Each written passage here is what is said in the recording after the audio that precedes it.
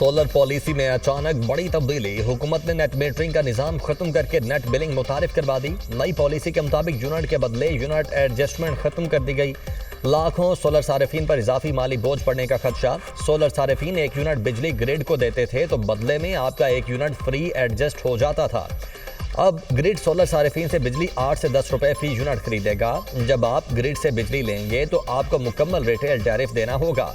ये टैरिफ तकरीबन 50 रुपए फी यूनिट तक हो सकता है। नई पॉलिसी का इतलाक फौरी तौर पर नए सोलर सारिफीन पर होगा। मुल्क में नेट मॉनिटरिंग सोलर सार्फिन की तादाद 4,66,000 तक पहुंच गई।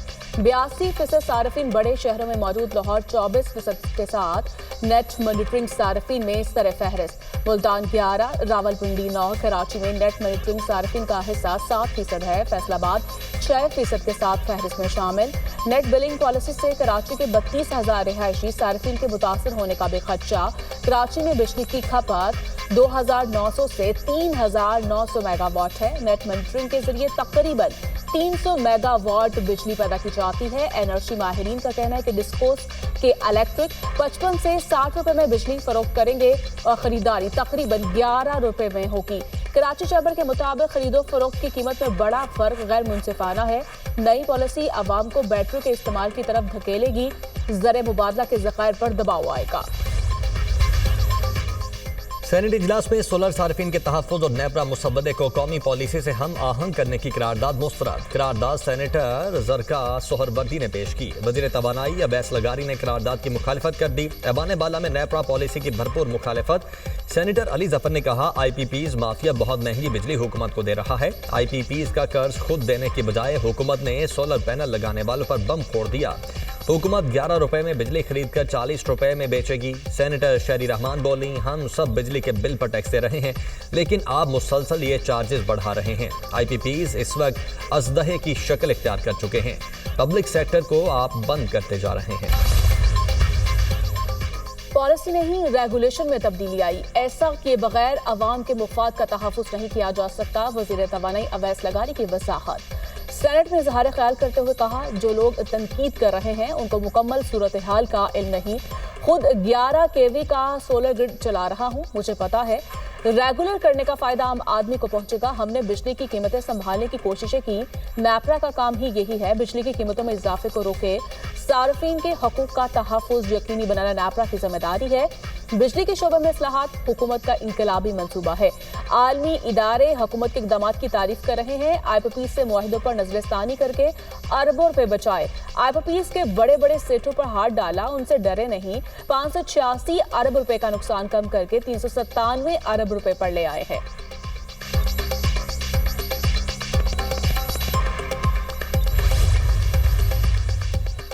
अमीर जमात इस्लामी ने नेट मीटरिंग का खातिमा अवाम दुश्मन फैसला करार दे दिया। हाफिज नईमुर रहमान का कहना है कि यह मुआशी दहशत गर्दी है। पावर सेक्टर में हुकूमत की तमाम पॉलिसीज नाकाम हो चुकी हैं।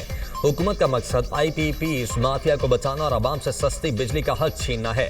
उनका कहना था, अब सोलर सारिफीन अपनी पैदा करदा बिजली सस्ते दामों में फरोख्त करेंगे। अपनी ज़रूरत की बिजली महंगे टैरिफ पर खरीदनी पड़ेगी। हुकूमत और नेपरा के फैसले को मुस्तरद करते हैं। पेशावर कोर हेडक्वार्टर्स में इजलास। अस्करी और सियासी क़यादत का दहशतगर्दी के खिलाफ जंग में एक समत में चलने पर इत्तेफाक। अमन अमान की सूरत हाल पर इजलास में वज़ीर आला सुहेल आफरीदी, वज़ीर दाखिला मोहसिन नकवी, कोर कमांडर पेशावर और दीगर अस्करी हुकाम की शिरकत। खैबर पख्तूनख्वा में मुश्किल अमन के क़याम के लिए मुतफ़िका पॉलिसी पर मुशावरत। वज़ीर आला की क़याम अमन के लिए मुकम्मल ताउन की यकीन दहानी। मालाकंड डिवीजन में सूबाई हुकूमत के नज़्म व नस्क को मॉडल के तौर पर नाफिज करने का फैसला।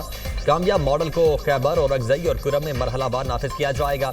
वज़ीर आला खैबर पख्तूनख्वा की सरबराही में खुसूसी ज़ैली कमेटी कायम करने का फैसला। कमेटी मुतासरा अजला में अस्करी कार्रवाइयों का जायजा और तरक्याती मंसूबों की निगरानी करेगी। गैर कानूनी सिम कार्ड, धमाका खेज मवाद और भत्ताखोरी के खिलाफ सख्त इकदाम जारी रखने का फैसला। पेशावर में PSL मैचेस के इनेकाद का भी फैसला। वज़ीर दाखिला मोहसिन नकवी ने मीडिया से गुफ्तगू में कहा, दहशतगर्दों को शिकस्त देंगे। दहशतगर्दी के खिलाफ सब मिलकर काम कर रहे हैं। पाकिस्तान सबसे पहले है।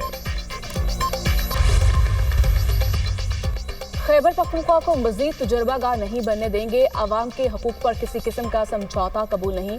सुहेल आफरीदी कहते हैं, ज़ाती मुफाद नहीं, सूबे के हकूक के लिए हर फॉरम पर आवाज़ बुलंद करूंगा। बंद कमरों में किए गए मुसल्लत शुदा फैसले मिसाइल को जन्म देते हैं। खैबर पख्तूनख्वा में टैलेंट की कोई कमी नहीं, यहाँ सिर्फ मौके कम है। सुप्रीम कोर्ट के हुक्म पर वकील की बानी पीटीआई से मुलाकात। सलमान सफदर 3 घंटे तक अडयाला जेल में मौजूद रहे। मुलाकात के बाद बाहर आकर कहा बानी पीटीआई तक मुकम्मल रसाई दी गई, उनकी सेहत ठीक है। रिपोर्ट सुप्रीम कोर्ट में दाखिल करवाने तक कुछ कहना मुनासिब नहीं। सलमान सफदर बानी पीटीआई से मुलाकात की तहरीरी रिपोर्ट सुप्रीम कोर्ट में जमा करवाएंगे। बानी पीटीआई की बुशरा बीबी से भी मुलाकात करवा दी गई। बानी और बुशरा बीबी की मुलाकात जेल कॉन्फ्रेंस रूम में करवाई गई। मुलाकात का दौरानिया आधे घंटे से जायद था। जेल कवायद और जवाबित के खिलाफ कोई चीज हो तो मुलाकात पर जरूर पाबंदी लगती है। पीटीआई वाले मुलाकात के बाद बाहर आकर उसको मुल्क के खिलाफ इस्तेमाल करते हैं। वज़ीर इत्तलात अता ताहिर की दुनिया न्यूज़ से खुसूसी गुफ्तगू। कहा सिक्योरिटी इदारों को अपनी सियासत के लिए निशाना नहीं बनाना चाहिए। वज़ीर आज़म और अपोजिशन लीडर की मुलाकात कब होगी इसके बारे में इल्म नहीं। अपोजिशन ने हाउस के इजलासों में शिरकत करना शुरू की, ये कमेटियों में भी वापस आए।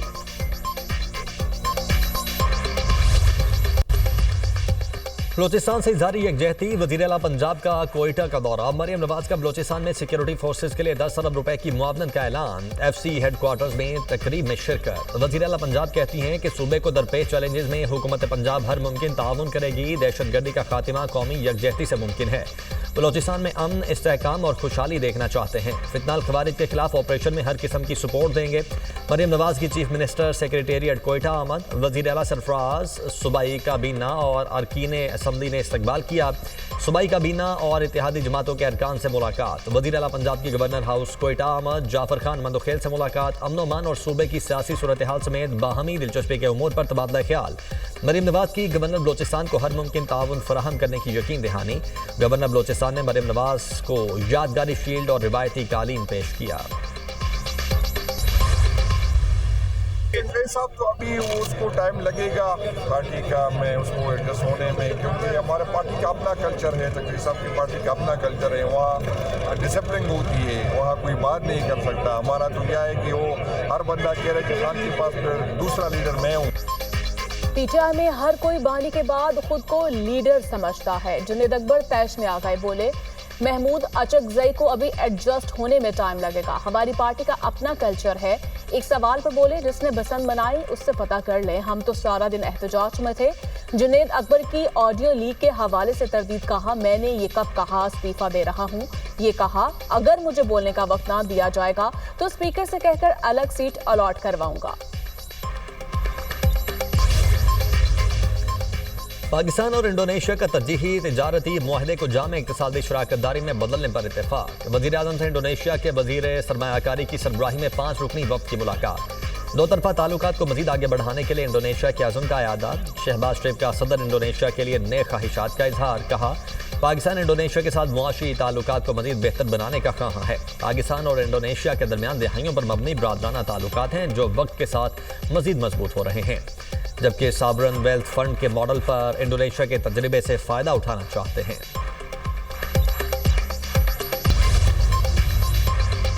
आज़ाद कश्मीर में सियासी सरगर्मियां तेज। हुक्मरान जमात मुतहारिक आसिफ जरदारी ने पीपल्स पार्टी आज़ाद कश्मीर की पार्लिमानी पार्टी का इजलास आज तलब कर लिया। ऐवान सदर में होने वाले इजलास में पीपी चेयरमैन बिलावल भुट्टो भी शिरकत करेंगे। सदर आज़ाद कश्मीर के इंतखाब से मुतालिक अहम मुशावरत इजलास का एजेंडा। डिप्टी स्पीकर के खिलाफ अदम एतमाद पर हतमी फैसला किए जाने का इम्कान। सियासी सूरत हाल और आइंदा जनरल इलेक्शन की हिकमत अमली पर भी गौर किया जाएगा। बांग्लादेश में आम इंतखाबात का मेला कल सजेगा। नई हुकूमत कौन बनाएगा? 51 जमातें, 2000 से ज्यादा उम्मीदवार, 299 नशस्तों पर मदे मुकाबिल होंगे। खालिदा जिया के बेटे की जमात बांग्लादेश नेशनलिस्ट पार्टी और इत्तेहादियों का जमात इस्लामी और हामियों से कांटे का मुकाबला मुतवक्के। हसीना वाजिद की पार्टी इलेक्शन से आउट। बांग्लादेशी मीडिया के मुताबिक BNP और इत्तेहाद को 44% से जायद, जमात इस्लामी और इत्तेहाद को 43.9% वोट मिलने का इम्कान। पोलिंग के मौके पर एक रेफरेंडम का बैलेट पेपर भी होगा जिसमें आवाम से पूछा जाएगा आप हालिया कानून साजी की हिमायत करते हैं या नहीं। बांग्लादेश के chief adviser doctor Mohammad Yunus की अवाम से आम इंतखाबात में भरपूर हिस्सा लेने की अपील। इलेक्शन से कबल कौम से खिताब में कहते हैं अवाम बांग्लादेश का मुस्तकबिल तश्कील देने के लिए वोट दें। कौम के लिए फैसला कुन और मुस्तकबिल तय करने वाला लम्हा है। बांग्लादेश तवील अमरीत के बाद जमहूरी दौर में दाखिल हो रहा है। उम्मीदवार जाती मफादात को बालाए ताक रखकर कौमी मफाद को तरजीह दें। इंतखाबी अमल में तशद्दुद या वोटर्स पर दबाव डालने की कोशिश बर्दाश्त नहीं की जाएगी। इंतखाबात के फौरी बाद इक़्तिदार मुंतखब नुमाइंदों के हवाले कर दिया जाएगा। गजा में खतरनाक तरीन अमरीकी ममनू थर्मोबैरिक बमों का इस्तेमाल। खलीजी मीडिया का दावा, तकरीबन 3000 फलस्तीनियों के फिजा में तहलील होने का हौलनाक इंकशाफ। रिपोर्ट के मुताबिक इन बमों ने तकरीबन 3000 फलस्तीनियों का नामो निशान तक बाकी नहीं छोड़ा। थर्मोबैरिक बॉम्ब्स का दर्जा हरारत 3500 सेंटीग्रेड होता है। माहिरीन के मुताबिक बॉम्ब से फौरी तौर पर जिस्म राख में तब्दील हो जाता है। यूरोप और अमेरिका ने बॉम्ब फराहम किए, ये जंगी जुर्म है। आलमी निज़ाम इंसाफ गजा के इम्तिहान में नाकाम रहा। सऊदी फरमानरवा शाह सलमान बिन अब्दुल अजीज की ज़ेर सदारत काबीना इजलास। सऊदी काबीना ने गजा में जंगबंदी मुआहदे की पासदारी और नफाज पर जोर दिया। आज़ाद फ़लस्तीनी रियासत के क़याम के लिए सियासी हल तलाश किया जाए। उर्दन और तुर्की से जौहरी ताउन के मुआहदे पर मुज़ाकरात की मंजूरी दी। सऊदी काबीना ने कतर से तेज़ रफ्तार इलेक्ट्रिक रेल मुआहदे की भी मंजूरी दी। इस्राईली वज़ीर-ए-आज़म नेतन्याहू का अमेरिका का दौरा बहरान पैदा कर सकता है। मुशीर ईरानी कौमी सलामती कहते हैं मुज़ाकरात में अमेरिका की सोच हकीकत पसंदाना है। बातचीत में सिर्फ जौहरी मामलात को मौजू बनाया गया। वाशिंगटन ने मुज़ाकरात में फौजी मिसाइल प्रोग्राम को शामिल नहीं किया। अली रजानी की ओमान के सुल्तान से मुलाकात। ईरान और ओमान के दरमियान ताल्लुकात समेत दीगर अमूर पर गुफ्तगू की गई।